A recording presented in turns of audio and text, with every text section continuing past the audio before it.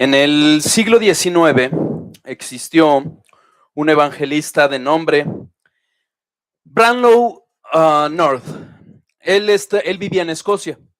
Él descendía de líderes políticos y religiosos, pero él se convirtió hasta que tuvo 44 años de edad. Antes tuvo una terrible vida de disolución y pecado, bebida, apuestas, inmoralidad sexual y falta de interés por la fe. Impresionó mucho con su conversión porque fue un cambio radical de su vida. Pero alguna vez él iba a predicar iba a dar una predicación a mucha gente. Y entonces cuentan que él recibió una carta. Y en esa carta le advertían que si él se atrevía a predicar, esa persona que había escrito la carta se iba a levantar e iba a decirle a todo mundo qué clase de persona había sido. Se levantó, predicó. Y el hombre que lo había amenazado cumplió su amenaza. Brownlow dijo: soy un pecador salvado por la gracia de Dios. He sido un borracho, un jugador y un hombre inmoral, pero Dios me ha limpiado y me ha hecho un nuevo hombre en Cristo.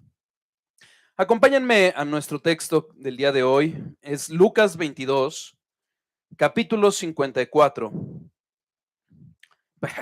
Lucas 22, versículo 54. Versículos 54 a 62. Y prendiéndole, le llevaron y le condujeron a casa del sumo sacerdote. Y Pedro le seguía de lejos. Y habiendo ellos encendido fuego en medio del patio, se sentaron alrededor. Y Pedro se sentó también entre ellos. Pero una criada, al verle sentado al fuego, se fijó en él y dijo: también éste estaba con él. Pero él lo negó, diciendo: mujer, no lo conozco. Un poco después, viéndole otro, dijo: tú también eres de ellos. Y Pedro dijo: hombre, no lo soy. Como una hora después, otro afirmaba diciendo: verdaderamente también éste estaba con él, porque es Galileo. Y Pedro dijo: hombre, no sé lo que dices. Y enseguida, mientras él todavía hablaba, el gallo cantó. Entonces, vuelto el Señor, miró a Pedro, y Pedro se acordó de la palabra del Señor que le había dicho: antes que cante el gallo, me negarás 3 veces. Pedro, saliendo fuera, lloró amargamente. Vamos a orar, por favor. Amado Padre, te damos gracias, Señor, por este día. Gracias porque es por ti y para ti que estamos reunidos. Te rogamos que tú uses tu palabra para hablar a nuestros corazones, para confrontar nuestros corazones con el pecado que todavía hay en él. Pero nos ayudes también para que seamos consolados y, viendo a través de esta historia, sepamos cómo tú has obrado con tus hijos. Te damos gracias por todas tus bondades, por todas tus misericordias.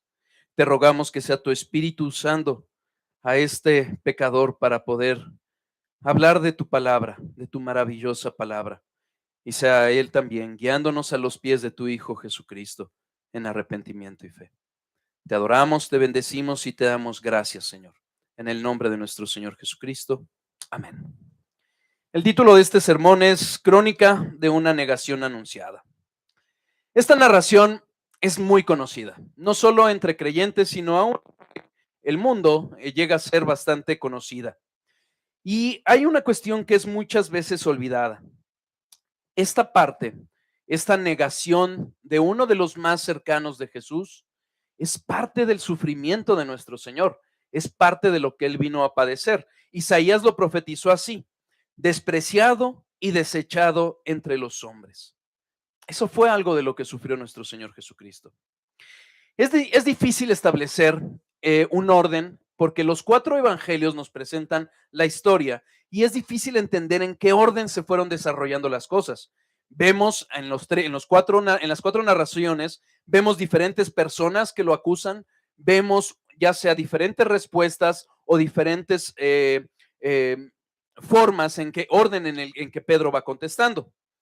La solución más plausible para entender estas diferencias que hay en las 4 narraciones es que no era un solo acusador a la vez, él estaba entre una multitud de personas y varias personas lo acusaban de diferentes formas. Y muy probablemente Pedro repitió más de una vez la forma en que pretendió desentenderse de nuestro Señor. Entonces, vamos a ver que lo que yo voy a intentar es, a través de la narración que nos presenta Lucas, eh, intentar entender un orden y sobre todo concluir con lo que muy probablemente fue la última respuesta, que fue la más grave de las negativas que él dio. Ahora, antes de empezar nuestro análisis, quiero que advertir dos extremos que nosotros debemos de evitar. El primero es entender esta historia como un permiso de decir, bueno, si Pedro pecó, cualquiera puede pecar. No, debemos de entender que la gracia de Dios nunca puede ser entendida como un permiso para pecar. Pero hay otro extremo que también debemos de evitar. La tendencia de querer apedrear a Pedro. Usualmente tendemos a escandalizarnos. ¿Cómo es posible que Pedro haya podido negar a Jesús? Pero recordemos, esto fue en cumplimiento de una profecía del profeta Zacarías, quien dijo, hiere al pastor y serán dispersadas las ovejas.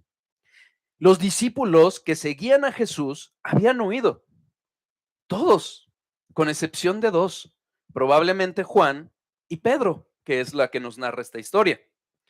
Pedro fue un hombre valiente y siguió a Jesús, no perfectamente, pero lo siguió. Mientras los otros lo habían abandonado, Pedro estuvo ahí. Vemos en la escena que incluso esta escena se desarrolla en la casa del sumo sacerdote. Si nosotros recordamos, poco antes nos narra Lucas y Juan que Pedro desenvainó una espada y le cortó la oreja a uno de los siervos. ¿Siervos de quién? Del sumo sacerdote. Si esto hubiera sido cobardía de parte de Pedro, Pedro no hubiera ido, no hubiera estado ahí en ese patio. De hecho, nosotros vemos en la narración, en el versículo 59, que hay un espacio de aproximadamente una hora entre la segunda y la tercera negativa. Y si hubiera sido cobardía, Pedro hubiera huido. Y no obstante, ahí se quedó. Lejos de estos dos extremos, esta narración nos debe de llevar a reflexionar. Si Pedro, que había visto y había hecho milagros, él falló. Pero recordemos algo. En ese momento, Cristo todavía no había muerto y todavía no había resucitado. A diferencia de nosotros, mis hermanos, que nosotros ya hemos visto la tumba vacía. Veremos entonces esta lucha interna y externa de alguien que como tú y como yo queremos seguir a Jesucristo y lo hace en medio de un mundo que aborrece a Jesús y que nos aborrece a nosotros. Habiendo dado esta explicación, vamos a lo que es un seguidor lejano. Vamos al versículo 54, por favor. Y prendiéndole, le llevaron y le condujeron a casa del sumo sacerdote, y Pedro le seguía de lejos. Lucas nos está hablando de Jesucristo. Es a él a quien llevaron y condujeron. Versículos antes, en este mismo evangelio, podemos ver cómo nuestro Señor Jesucristo instituyó la Santa Cena, versículos 7 a 13. Él recuerda que alguien lo traicionaría y también les recuerda a sus propios discípulos de su muerte, versículos 14 a 23. También nuestro Señor Jesucristo da las últimas instrucciones del servicio y del ministerio en los versículos 24 a 38. Vemos la oración del Getsemaní, en los versículos 39 a 46, y vemos el cumplimiento de la traición por parte de Judas y el arresto de nuestro Señor Jesucristo en los versículos 47 a 53. Esto es importante, ¿por qué? Porque finalmente Jesucristo en esta escena, mientras vemos a Pedro en la escena de la negación, nuestro Señor Jesucristo está cumpliendo aquello que vino a hacer, como lo anunció antes. Acompáñenme a Marcos, capítulo 10, versículo 45.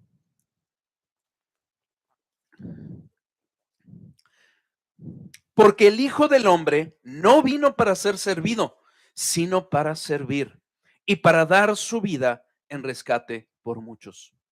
Eso es lo que estaba haciendo nuestro Señor Jesucristo. Jesús es llevado a su juicio ante los judíos, es llevado ante el sumo sacerdote. Lucas es el único de los evangelios que nos menciona que es la casa del sumo sacerdote. Marcos, por su parte, en el capítulo 14, versículo 66, nos deja ver que Jesús es subido, es decir, era una casa de 2 pisos, mientras Pedro se mantiene en el patio. Para entender mejor lo que sucede con Pedro, hay que ver un poquito más del contexto. Antes del arresto de nuestro Señor Jesucristo, ¿qué nos deja ver el texto? Jesús les advirtió de la profecía de Zacarías que les decía hace rato. Mateo nos lo narra así. Entonces Jesús les dijo, todos ustedes se escandalizarán de mí esta noche, porque escrito está, heriré al pastor y las ovejas del rebaño serán dispersadas. Mateo 26:31. Pero ante esta advertencia, ¿qué es lo que hace Pedro? ¿Cómo responde Pedro? Pedro se mostró engreído y confiado en sí mismo. Acompáñenme a Mateo 26, versículo 33, por favor. Nuestro Señor Jesucristo acaba de dar esta profecía. Él les está diciendo, ustedes, el rebaño, se van a esparcir. Y entonces dice Pedro, respondiendo Pedro le dijo, aunque todos se escandalicen de ti, yo nunca me escandalizaré. Esta forma de decir de Pedro fue como decir, yo soy diferente al resto, yo no te voy a abandonar. Aunque ellos los demás te abandonen, yo voy a seguir adelante. Justo por eso Pablo nos dice, así que el que piense estar firme, mire que no caiga. Primera de Corintios 10:12. Jesús le devolvió los pies a la tierra a Pedro y le dijo, de cierto te digo que tú, hoy en esta noche, antes que el gallo haya cantado 2 veces, me negarás 3 veces. ¿Qué hizo Pedro? Se detuvo a reflexionar y decir, caray, es el Cristo, yo he confesado que Él es el Cristo. ¿Tengo que reflexionar de esto que me está diciendo? No. Pedro se aferró. Mas él con mayor insistencia decía, si me fuere necesario morir contigo, no te negaré. Se envalentonó. Y el resto de los discípulos se envalentonaron con él, porque dijeron, también todos decían lo mismo. No solo Pedro. Todos, antes de que esta profecía fuera cumplida, dijeron, no te vamos a dejar. Pedro mismo dijo, aun cuando me muera, no te voy a dejar. ¿Qué sucede después? Llegan al Getsemaní. Jesús derrama su alma ante el Padre. Viendo toda esta situación, Jesús a punto de ser entregado, ser traicionado por Judas, habiendo orando con el Padre, ¿qué les dice a sus discípulos? Acompáñenme a Marcos, capítulo 14, versículo 34.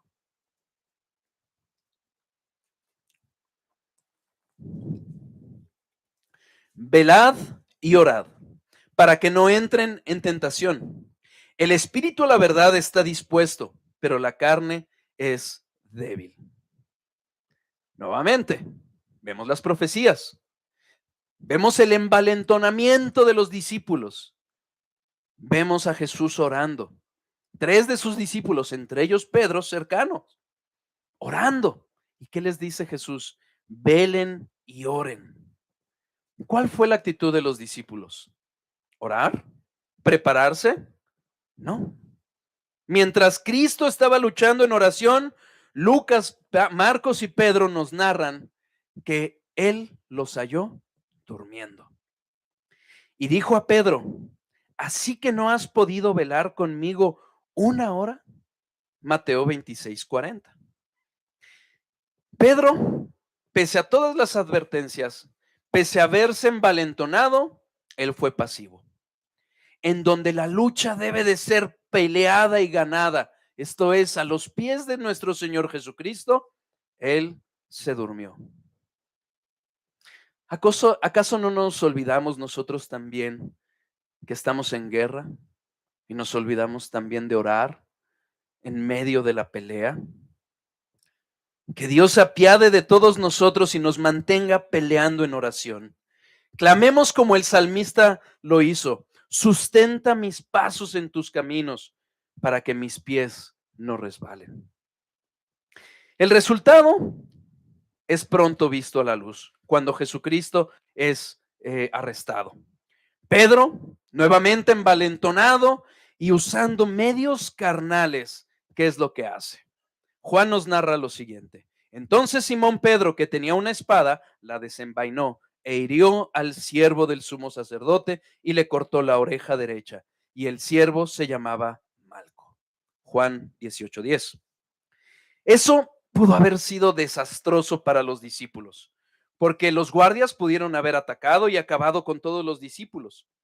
Pedro, ¿qué estaba haciendo? Pedro estaba haciendo algo que nuestro Señor Jesucristo no le ordenó hacer.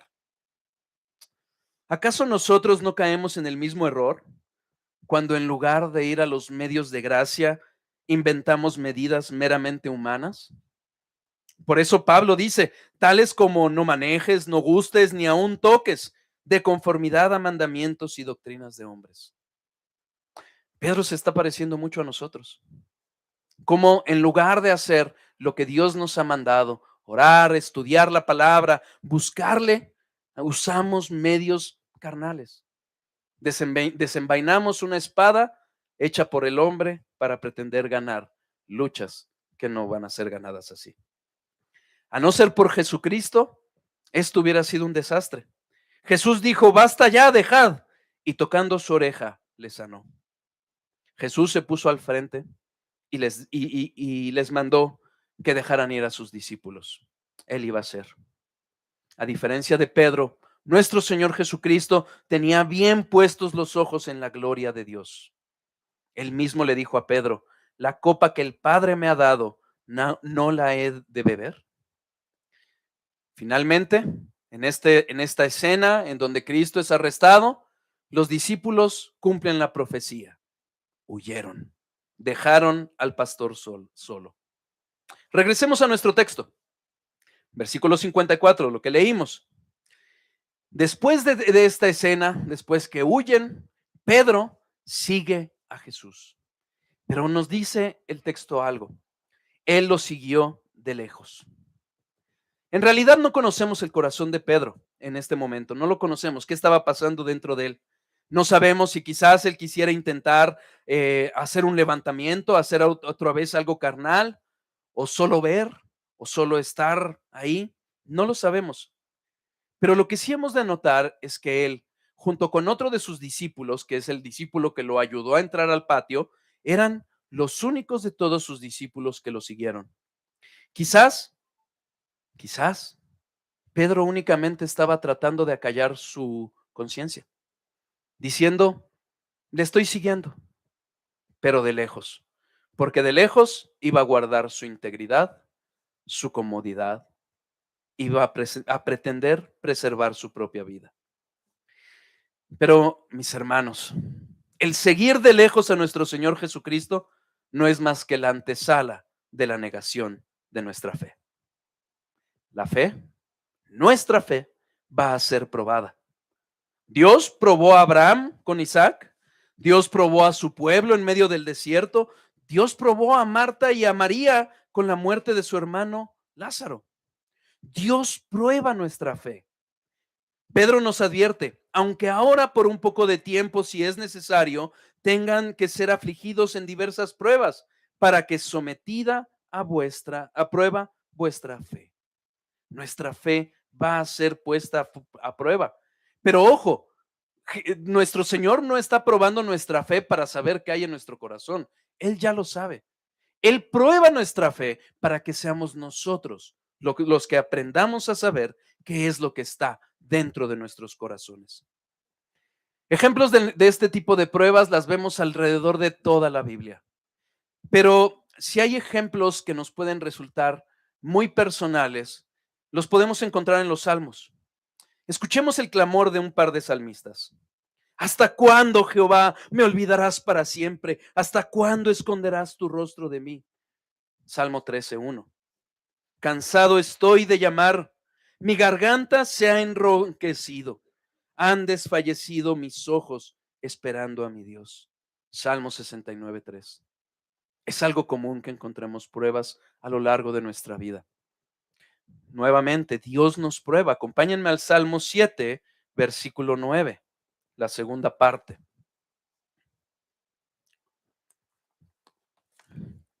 Recordemos esto. Porque el Dios justo prueba la mente y el corazón. No huyamos a las pruebas. Clamemos, como dice el salmista, examíname, oh Dios, y conoce mi corazón. Pruébame y conoce mis pensamientos. Y ve si hay en mí camino de perversidad y guíame en el camino eterno. Salmo 139, 23 y 24. Mis hermanos, el verdadero seguidor de Dios, de Jesucristo, anhela estar bien con Dios antes que buscar su comodidad lejos de las pruebas. A veces, la comunión con nuestro Dios Trino es cada vez más dulce y más real cuando estamos en medio de las amargas pruebas. Ojalá nuestro Dios nos conceda decir con el salmista: tú me has probado, tú has probado mi corazón, me has visitado de noche, me has puesto a prueba y nada inicuo hallaste. Pedro enfrentó aquí esta prueba. Algo que nosotros debemos de aprender es que para poder concluir con el salmista, que nuestra fe ha sido probada, que nuestro corazón ha sido pesado por Dios y nada inicuo halló, es estando cerca de Cristo. ¿Por qué? Porque Cristo mismo nos advirtió: separados de mí, nada podéis hacer. Vamos a la primera negación. Versículos 55 a 57.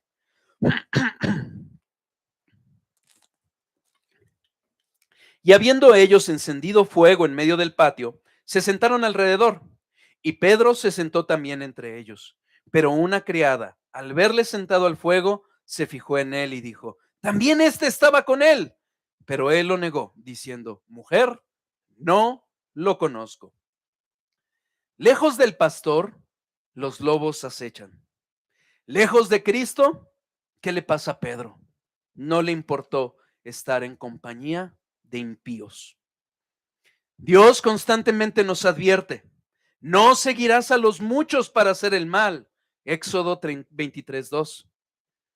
Bienaventurado el varón que no anduvo en consejo de malos. Salmo 1:1. Sin duda, todos, cada uno de nosotros, si somos verdaderos cristianos, clamamos a Dios como el salmista: no me arrebates juntamente con los malos y con los que hacen iniquidad. Salmo 28:3. Pero olvidamos que también el salmista dice esto. Acompáñenme al Salmo 26:5.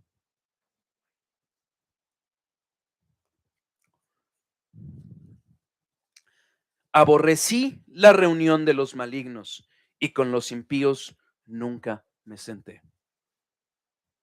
¿Queremos no ser contados con los malignos, con los malos, con los inicuos? Pues entonces, aborrezcamos la compañía de los malos y los inicuos.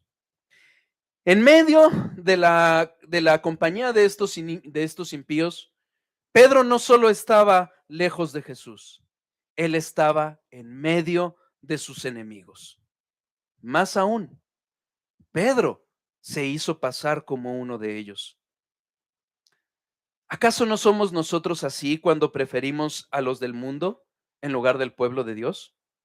¿O cuando preferimos las distracciones mundanas en lugar de los medios de gracia? ¿Qué esperaba oír Pedro? ¿Alabanzas? ¿Aliento para que siguiera a Cristo, para que no desfalleciera? ¿O burlas, cuestionamientos y dudas? Por eso Pablo dice: no erréis. Las malas conversaciones corrompen las buenas costumbres. Debemos de tener cuidado con quién nos asociamos. En la prueba, nosotros necesitamos a los hermanos, no necesitamos al mundo. Quienes creen aburrido estar con los discípulos de Cristo, hallarán tarde o temprano que es muy peligroso y doloroso la compañía de los impíos. Sí, en abril, que es en la fecha aproximada donde se piensa que tuvieron estos eventos, las noches eran frescas y Pedro quiso calentarse. Pero como bien lo advierte Matthew Henry, mala cosa es querer calentarse con aquellos en cuya compañía corremos el riesgo de quemarnos. Satanás ya había pedido a Pedro para zarandearlo y él usaría a estas personas como sus instrumentos, a estas personas a quienes Pedro quiso de compañía. Cuando Jesús era admirado, Pedro no tuvo problema de ser asociado con él, pero en el momento de la verdad, ese momento que había llegado, una criada vio a Pedro, lo ve y lo señala. Pedro negó conocerlo. Pedro mintió. Fingió haber olvidado años compartidos con su maestro, 3 años de haber sido bendecido y enseñado por él. ¿Acaso nosotros no somos así cuando con nuestros hechos negamos conocer a Cristo? La segunda negación, versículo 58.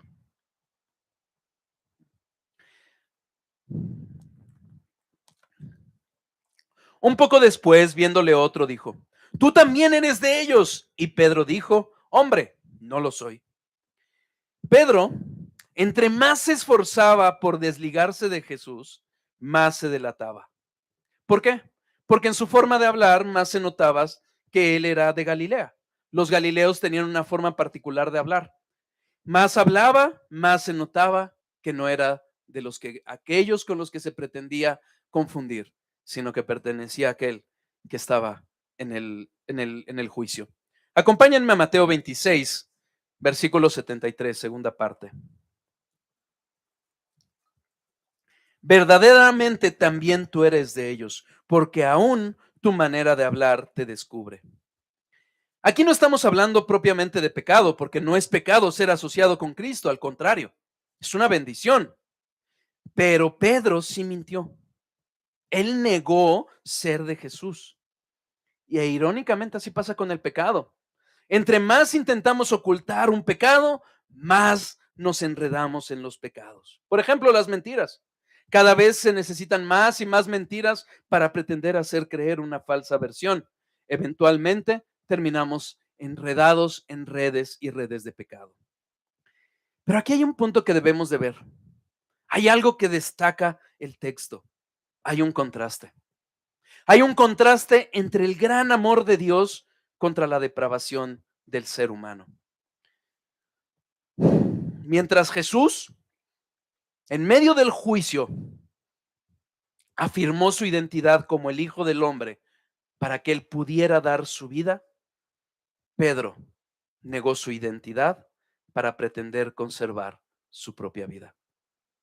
Mientras Jesús se hizo hombre para asociarse con nosotros y poder salvarnos, Pedro se mostró avergonzado, temeroso de ser asociado con Jesús. El gran amor de Dios, salvando al ser humano que no merece ese amor.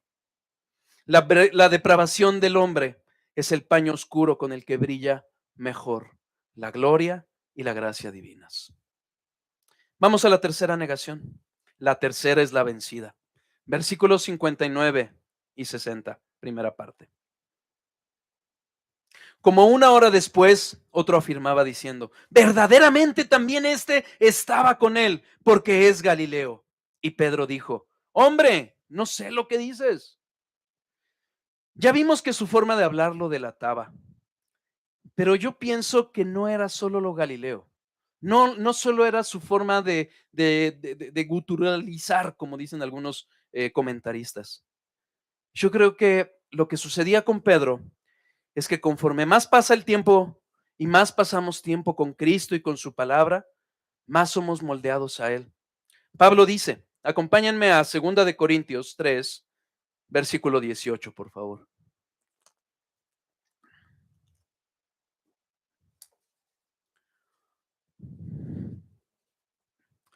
Por tanto, nosotros todos, mirando a cara descubierta como en un espejo la gloria del Señor, somos transformados de gloria en gloria en la misma imagen, como por el Espíritu del Señor.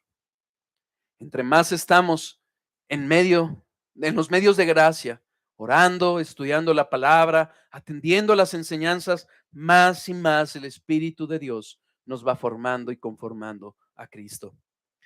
Y es eso lo que yo creo que estaba pasando con Pedro. Había algo diferente, había algo que no lo hacía encajar con ese mundo en donde él estaba. Y también aquí vemos el clímax, la parte más fuerte de la tentación que sufrió Pedro. Recuerden que Pedro había cortado la oreja de un siervo del sumo sacerdote. Juan nos cuenta que en este último momento, uno de los siervos del sumo sacerdote, pariente de aquel a quien Pedro había cortado la oreja, le dijo: ¿no te vi yo en el huerto con él? Quizás la ansiedad de Pedro creció. Él escuchó la acusación, esa asociación de ser Galileo. En los pasajes paralelos vemos que incluso les llaman a Jesús o a Pedro Nazareno o Galileo. Y ambos eran términos realmente despectivos, porque los judíos de Judea despreciaban a los judíos de Galilea. Juan lo demuestra cuando Natanael le dicen que viene el maestro de Nazaret, y él cuestiona cómo de Nazaret va a salir algo bueno. O también lo vemos cuando, también narrado por Juan, cuando Nicodemo trata de defender la causa de nuestro Señor y el resto de los ancianos lo acusan. Le dicen: ¿acaso tú también eres Galileo? Había un desprecio hacia los galileos. Pero fíjense lo que responde Pedro: no sé lo que dices. Fingió total ignorancia. Una pretensión de decir: no sé ni siquiera de lo que me estás acusando. Y esa es una forma muy usual que muchas veces usamos nosotros cuando fingimos que no sabemos, que no entendemos o que estamos haciendo mal y no sabemos que lo hicimos. De hecho, Mateo y Marcos nos narran que Pedro comenzó a maldecir y a jurar.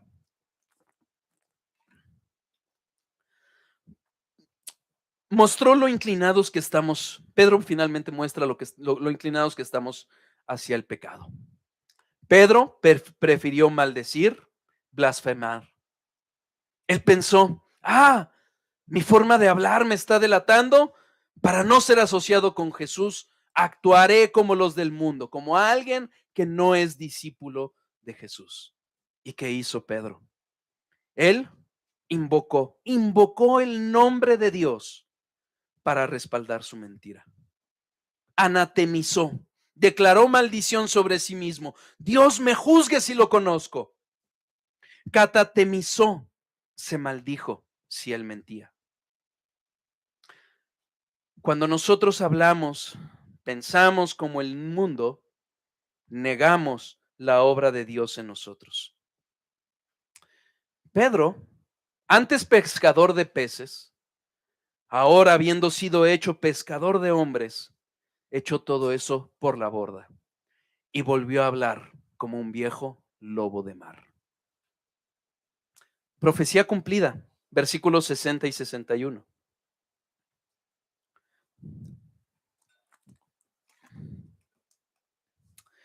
Mientras él todavía hablaba, el gallo cantó. Y entonces, vuelto el Señor, miró a Pedro.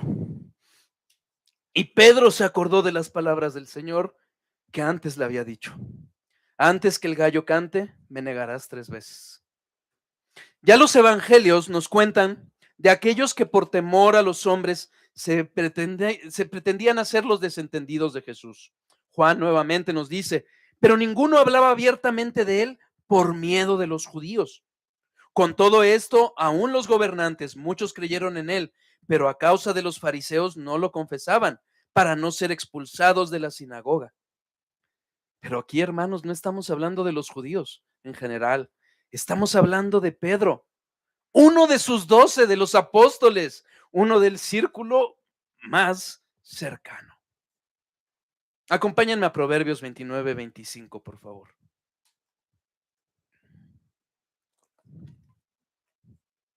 El temor del hombre pone lazo, mas el que confía en Jehová será exaltado.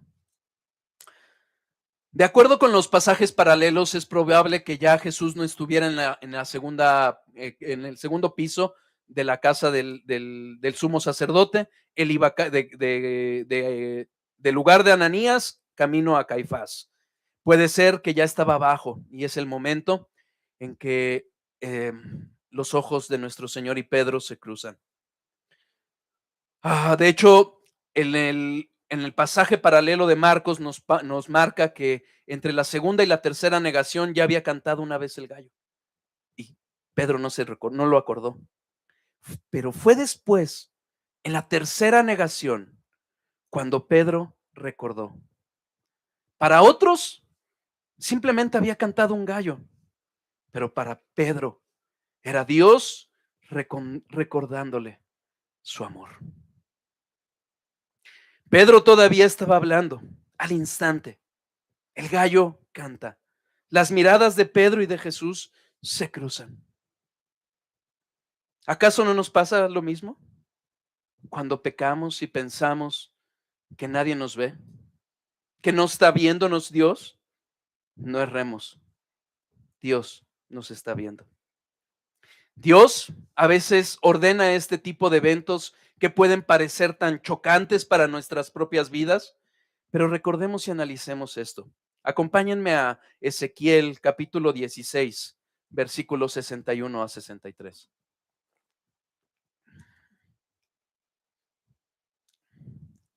Y te acordarás de tus caminos y te avergonzarás. Cuando recibas de tus hermanas, las mayores que tú y las menores que tú, las cuales yo te daré por hijas, mas no por tu pacto, sino por mi pacto que yo confirmaré contigo. Y sabrás que yo soy Jehová, para que te acuerdes y te avergüences, y nunca más abras la boca a causa de tu vergüenza, cuando yo perdone todo lo que hiciste, dice Jehová el Señor. Puede ser duro, sin duda doloroso, pero ser confrontados con nuestros pecados a la luz de la palabra es una oportunidad para arrepentirnos. El mismo Ezequiel más adelante nos dice: y os acordaréis de vuestros malos caminos y de vuestras obras que no fueron buenas, y os avergonzaréis de vosotros mismos por vuestras iniquidades y por vuestras abominaciones.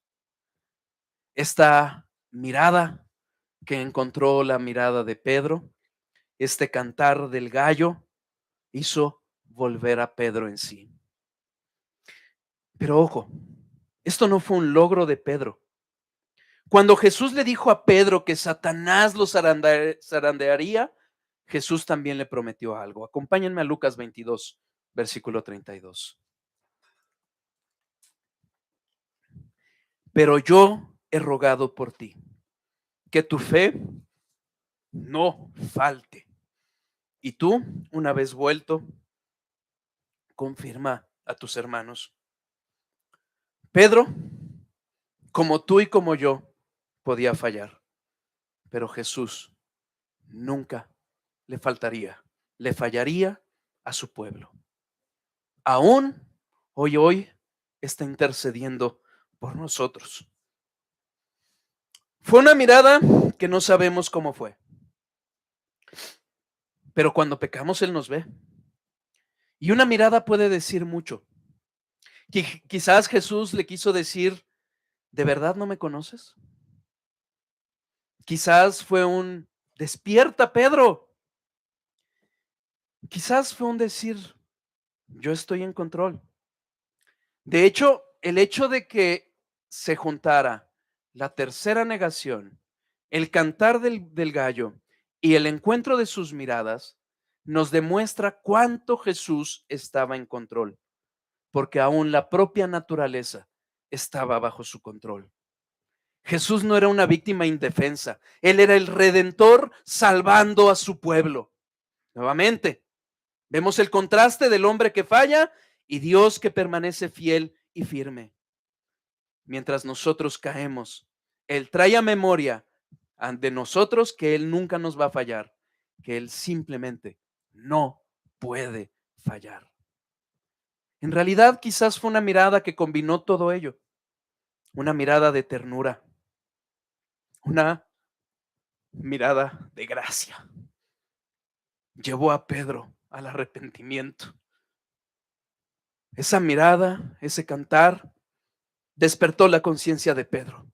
Le recordó las palabras de vida de Jesús. Su conciencia estaba lista para ser despertada porque había sido alimentada con la palabra de Dios. ¿Cómo está alimentada nuestra conciencia? ¿Qué hacemos cuando hemos pecado y sabemos que Dios nos mira? Vamos a lágrimas de vida. Versículo 62. Pedro, saliendo fuera, lloró amargamente. Muchas veces cuando vemos esta historia, olvidamos el centro. Nuevamente somos tendientes a querer apedrear a Pedro. Pero la historia no acaba con la debilidad de Pedro, sino con el arrepentimiento. Eventualmente, Jesucristo sería enjuiciado, Él resucitaría y Él mismo restauraría a Pedro. Juan 21 nos narra la historia. Acompáñenme a primera de Juan, capítulo 1, versículo 9, y vamos a leer hasta el siguiente versículo. Si confesamos nuestros pecados, Él es fiel y justo para perdonar nuestros pecados y limpiarnos de toda maldad. Si alguno hubiere pecado, abogado tenemos para con el Padre, a Jesucristo el justo. Pedro salió y lloró amargamente. Confrontado con su pecado, Pedro aborreció su maldad y aún se aborreció a sí mismo. Mostró el verdadero dolor por el pecado para un creyente, un dolor profundo, un dolor grande. Y como nos dice Matthew Henry, quienes se han deleitado en la dulzura del pecado han de llorarlo amargamente. Este llorar marcó de tal forma a Pedro que en el Evangelio de Marcos nos dice, el verbo griego nos dice que él comenzó a llorar. Una indicación de que el lloro de Pedro continuaría.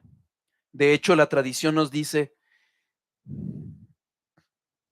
que cada vez que Pedro escuchaba el cantar de un gallo, lloraba y lloraba profusamente. El hombre valeroso y fuerte que había pretendido matar a un soldado, había sido quebrantado.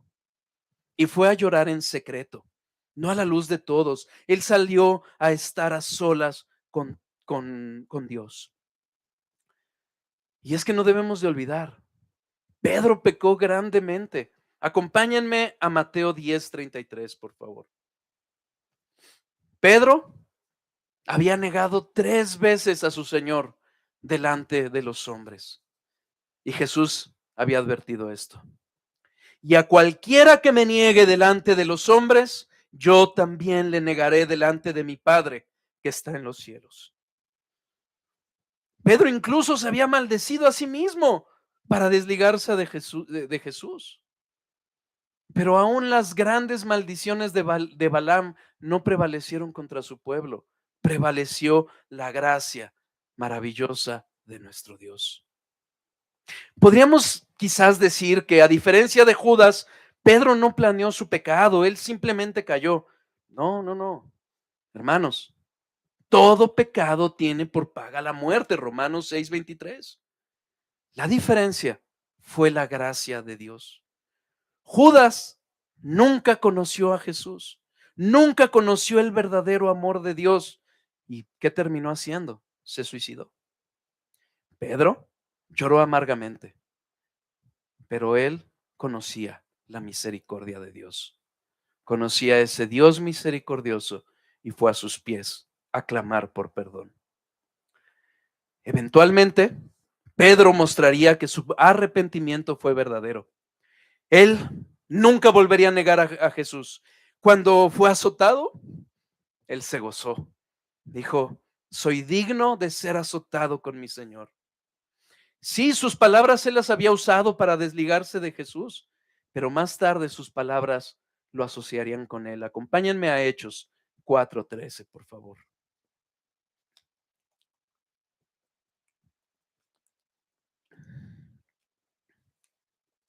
Entonces, viendo el denuedo de Pedro y de Juan, y sabiendo que eran hombres sin letras y del vulgo, se maravillaban y les reconocían que habían estado con Jesús. Murió, dice la tradición, y en cumplimiento de la profecía dada por Jesús mismo, crucificado de cabeza. Mártir por asociarse con Jesús. Acompáñenme al Salmo 130, versículo 4. Pero en ti hay perdón para que seas reverenciado. Esta palabra reverenciado es el hebreo yaré, y sí puede ser traducido como reverenciado adecuadamente, pero también temido. Conocemos la gracia, la misericordia, el perdón de Dios. Pero ese perdón no fue gratis. Es gratuito para nosotros, pero no fue gratis. ¿Por qué? Porque le costó todo a Jesús. Nunca, nunca tomemos el perdón de Dios a la ligera. Este perdón de Dios debe de ser llevarnos a una respuesta de reverencia, de confianza, de amor, de adoración, de servicio, de agradecimiento. Un temor a nunca perder la vista, la mirada amorosa de Dios. Y no porque la mirada amorosa de Dios se pueda perder, sino porque quizás nunca la tuvimos. Vamos a la conclusión y aplicaciones. Acompáñenme a Apocalipsis, capítulo 2, versículo 5.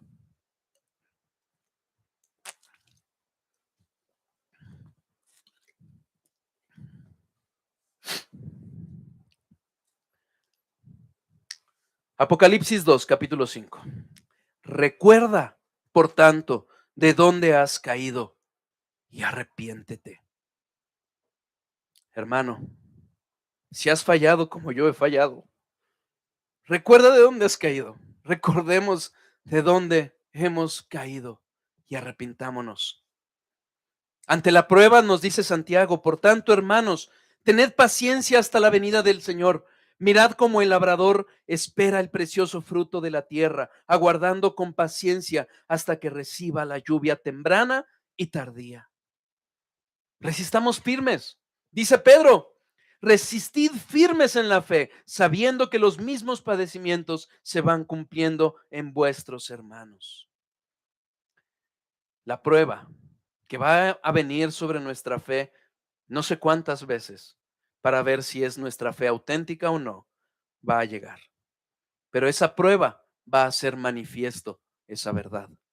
Recordemos, el que niega que Jesús es el Cristo, niega al Padre y niega al Hijo. Pero ojalá que después de esa prueba podamos escuchar estas palabras de Dios. Acompáñenme a Zacarías 13, versículo 9.